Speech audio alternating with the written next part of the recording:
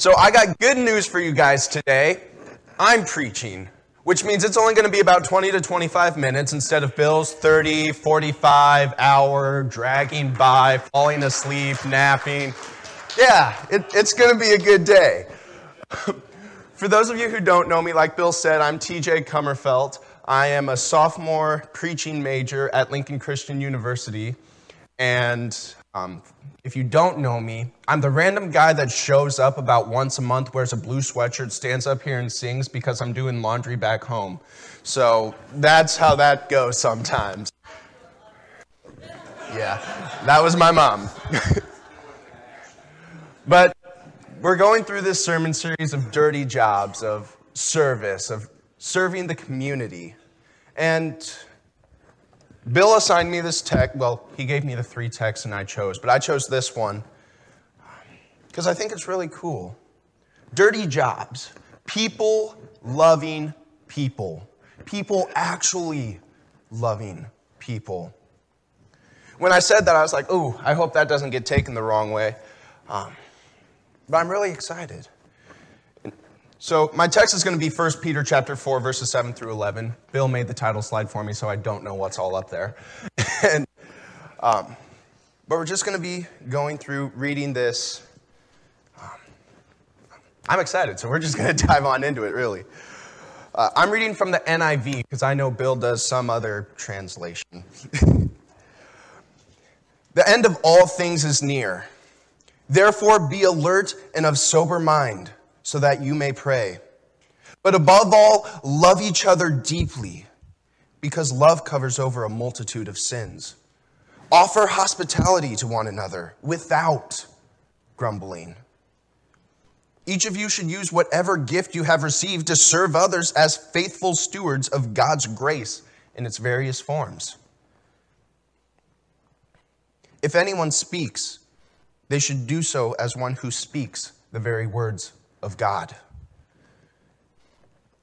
If anyone serves, they should do so with the strength God provides, so that in all things God may be praised through Jesus Christ. To him be the glory and power forever and ever. Amen.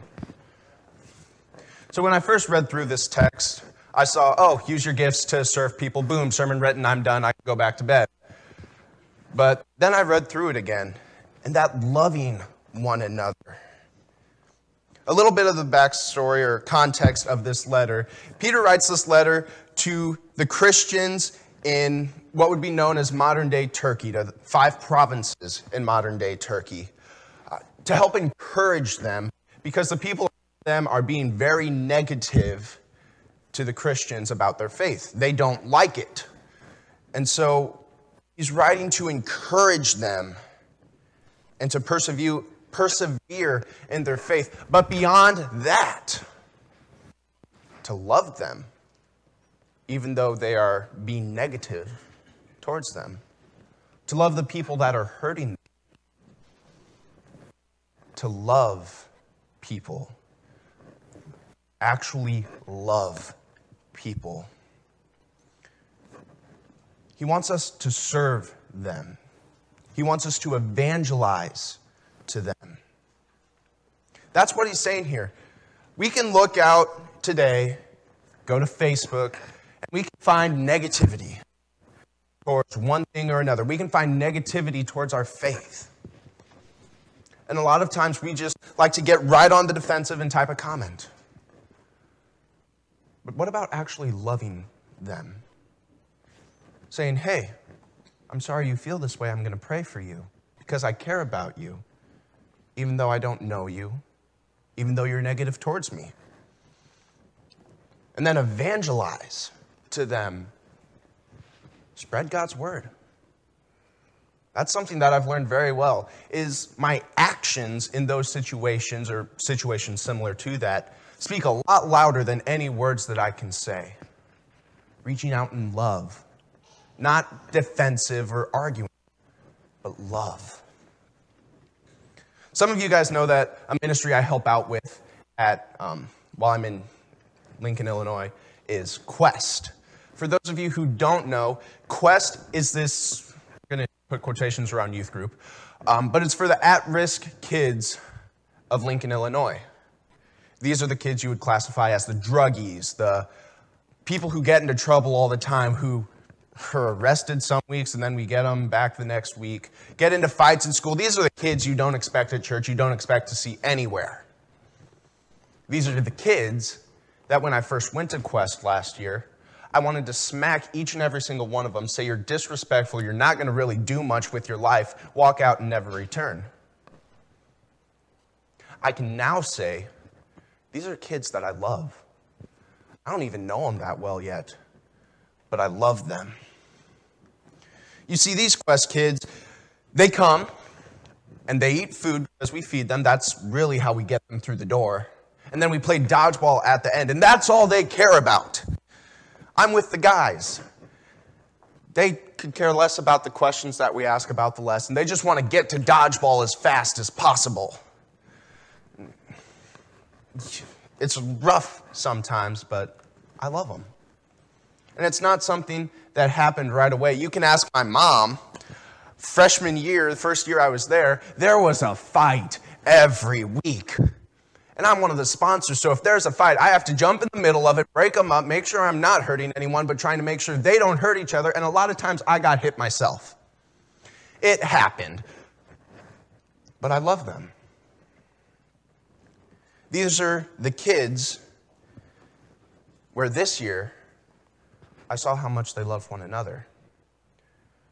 Where this year I finally have some relationships with them, where I get to see inside their home life and the love that they don't get at home, that they come here to see, that they come to the church to see. So yes, I serve them, but I'm loving them. There's this one girl, she addresses me as best friend. I don't know if she knows my name. I barely know her name. I have to ask half the time. But every time High School Quest starts, hey, best friend, how are you today? I'm so glad to see you. That's how we address each other. That's how it goes. A few weeks ago, though, she was sitting in the hallway in a corner while I was going with my guys to dodgeball, and she was crying. You see, her mom and dad aren't at home with her. It's her aunt and her aunt's boyfriend. And they're both drunk, and the boyfriend is threatening to burn down the house while they are all sleeping. I don't know what to do. I've never been in that situation before in my life. And I didn't know what to say. I prayed for her, and I was there talking to her. But we're talking about service. And I still can't get over the service that I saw the Quest students do to her. The love that they showed to her. See, I was sitting down talking to her. The other sponsors were just kind of walking by, letting me handle it. We're looking at me like, everything okay? Everything okay? It's like, it's fine, I got it. But then the Quest kids came up. These kids who I thought were just brats sometimes, but like I said, I've started to love them. And right away, they're like, you're coming to my house. I don't care what your parents say. I don't care what my parents say. You're coming to my house, because if you're scared to go home, you're not going home. Then there was this boy that came up. And oh my goodness, last year he was awful. He got into so much trouble. He was back every other week, because once they get into a fight, they can't come back the next week. That's the best method we have to not have fights happen. And he just comes up. And I haven't really seen his caring side that much before. But he rolls up, he pulls down the sleeves of his sweatshirt, says, girl, you got to stop crying. You're ruining your mascara. And just makes us all laugh. And the love that was showed just in that statement there, the service that these kids were showing to one another, it touched me hard. I was so proud of them. And it just made me love them even more. I can honestly say I am excited to go to Quest every week. Don't talk to me afterwards because I'm super tired, but I am excited to go to Quest because I love them. And I love being able to serve them and see them grow and ask questions. This isn't in my notes, but last week we were talking about communion, And with my middle schoolers, one of them asked, is communion still communion if you only have the bread or the juice, but not both? A middle schooler asked that. So I had to go and ask my professor because I gave my answer and I just wanted to make sure. These kids blow my mind, and I love them for it. It causes me to grow. Throughout the New Testament, though, we see service to one another, to people who are less deserving, to the people who probably shouldn't be served at all. We see it to prostitutes, to synagogue leaders, to sinners, to us. People who aren't deserving of God's love, deserving of God's service. And I can't go through people actually loving people without bringing Jesus into the mix. So I brought Jesus into the mix. I'm going to be flipping to Mark chapter 5, doing a couple of excerpts from there. I'm going to do Mark chapter 5, I'm going to stick with the excerpts there. But starting in verse 21. When Jesus had again crossed over by boat to the other side of the lake, a large crowd gathered around him. And while he was by the lake, one of the synagogue leaders, a man named Jairus, came. And when he saw Jesus, he fell at his feet. He pleaded earnestly with him. My little daughter is dying. Please come and put your hands on her so that she will be healed and live. So Jesus went with him. Little bit of context for this. At this point in time, the synagogues are closing their doors to Jesus. They are ruining his name, trying to ruin his reputation. They don't want Jesus. They want him to just leave and die so they can be in power again. And then we have this synagogue leader come and fall at Jesus' feet saying, my daughter is dying. Please save her. Jesus would have every right to say no. Why should I help you when you have done nothing for me, when you slander my name, close your doors, and just want me to die? Why should I help you? That's not how Jesus responds. Jesus went with him. And then as they're going to to Jairus' house, I'm not going to read the section, but we see this woman come out and touch Jesus' cloak. It's a woman who had been bleeding for 12 years. This woman who no one loved, who the culture didn't like. They wanted nothing to do with her. But Jesus serves her. He heals her. He loves her. Even though he's on the way to heal Jairus' daughter, he stops and still serves others. And then we find out later on, picking it up in verse 35, while Jesus was still speaking to this woman, some people came from the house of Jairus, the synagogue leader, and said, your daughter is dead. Don't bother the teacher anymore.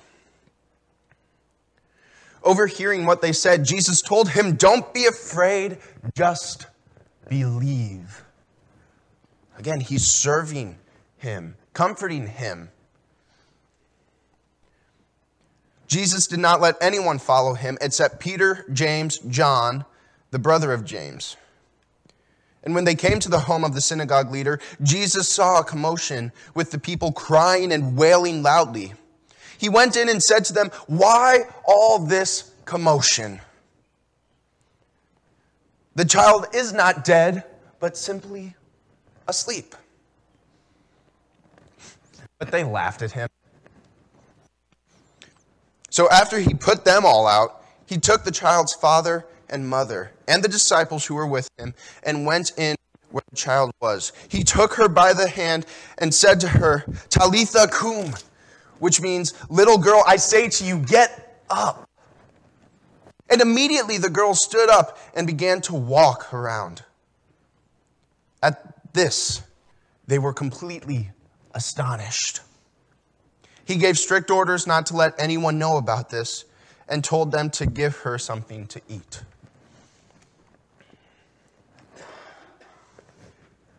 Jesus actually loved people. More than we probably would have. The synagogue leader, Jairus, comes, falls at Jesus' feet and says, "Help!" And Jesus says, "Okay, I'm going to help you." And then later on, we find out that the daughter dies. But Jesus says, "No, I'm not done. I'm still going to help you. Just believe. Have faith. Let me serve you." Quest this year, you can ask my parents about this. You can ask my friends back on campus. We had a really hard time at the start of the school year. We had a Quest student kill himself. And it was super hard for us. I don't even know how hard it was for some of the students. But as the sponsors, as soon as we found out, we all messaged each other. We met up and we prayed. First thing we did is we prayed. We got together and prayed for the Quest kids, prayed for the family, and prayed that we could be used to help comfort them, to serve them, to love them. We sent out a bunch of texts and calls saying, "Hey, we care about you. We're opening up the church tomorrow morning, Saturday morning. We're going to be there from 7 to 11. Please, if you need anything, if you need any hope, any encouragement, if you have questions, just please come and talk to us. We want to be there for you."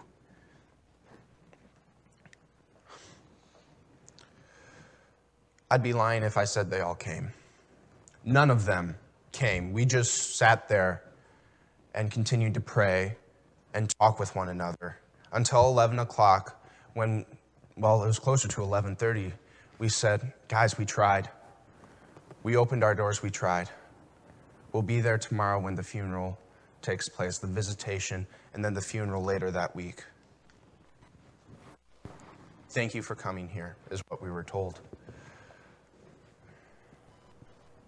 It was that Thursday at Quest where we saw the healing start to take place. Because we prayed for Thursday as well, because this was the next chance we were going to have to see the kids. So we all came in half hour early and just prayed. For Quest, we get this little lesson. It's 6 questions, and we hand them out, and the kids read them and kind of lead the debate. Well, not debate, the group. We get to card 2, and you can just tell. It's so obvious. Something is bothering them. So I pick up all the cards. I just throw them in the garbage and say, "Guys, they're my high schoolers again. One of you just died. I know how I would act. I don't know how all of you would act. But one of you just died, and that's not easy for us as sponsors, and I can't imagine it being easy for you as students, as friends, as family to him." That was the best conversation I ever had with my high schoolers. There were tears. There was encouragement. There were questions, some of which I couldn't answer, but there were questions. But it allowed me to serve them and to love them in a way that I hadn't really been able to show them before because I hadn't had the opportunity. I was able to love these kids who last year nailed me in the gut while he was trying to go for the other kid. People actually loving people. It's not easy. I know back on campus, there are some people I'm not too fond to have conversations with. There are some people who I tend to try to avoid because I would like to do my work instead of just sit there, talk for 20 minutes, and then finally get back to my work. Loving people is a dirty job when we actually love them. It takes hard work, and you have to persevere. Like I said, I wanted to walk out on the Quest Kids first day. If I hadn't told myself I was going to go for at least one semester, I wouldn't have gone back. Now you can't get me to leave. I love it there. I love the questions. I love just being with them. I love serving them.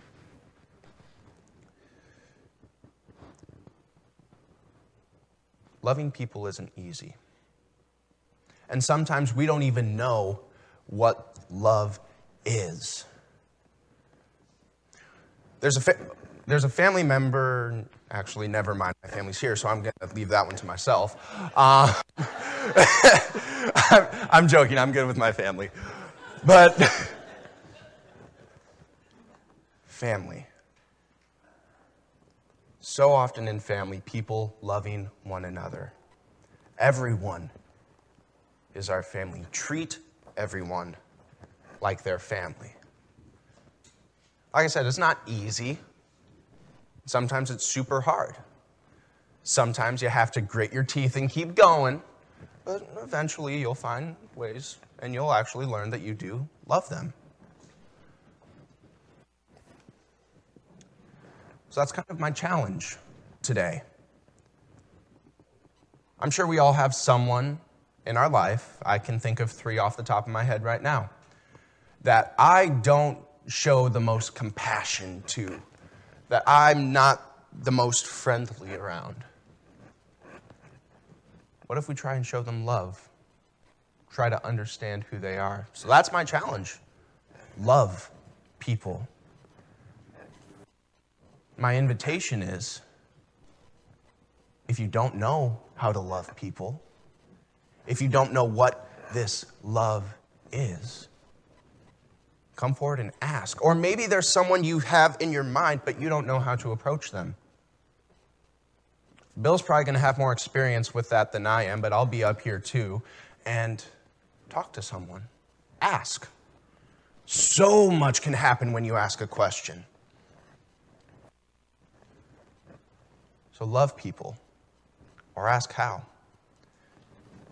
I'm going to conclude with reading the 1 Peter text again, and I'm going to invite the worship team forward. I just want these words to stay with you as we go through. The end of all things is near. Therefore, be alert and of sober mind, so that you may pray. But above all, love each other deeply, because love covers a multitude of sins. Offer hospitality to one another without grumbling. Each of you should use whatever gift you have received to serve others as faithful stewards of God's grace in its various forms. If anyone speaks, they should do so as one who speaks the very words of God. If anyone serves, they should do so with the strength God provides, so that in all things God may be praised through Jesus Christ, and to him be glory and the power forever and ever. Amen.